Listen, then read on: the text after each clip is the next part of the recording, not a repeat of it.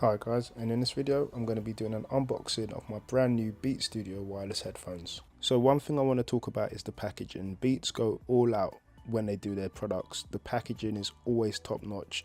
It's normally the same sort of style, a box within a box within another box. It comes with the remote talk cable. It's obviously a wireless headset. It's got a built-in wireless microphone and ANC, which cancels out the noise around you. It's got the little button for you to press, the power button that will tell you how much battery power you have left. It also comes with this micro USB charger. I was surprised by this, considering that the Beats are now made by Apple, but yep, that's the connector it uses. So luckily for me, I do have other products that use the micro USB, so it's not going to be a problem.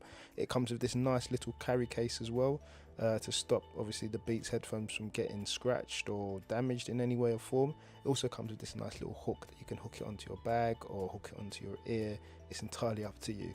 And it also comes with the manual, which is good. Little glance at that and you're good to go. Very simple to use, however. Also comes with a sticker. And that is it. Please like and subscribe if you haven't already. I'll put a link in the description where you can get this item from, and I'll see you in the next one.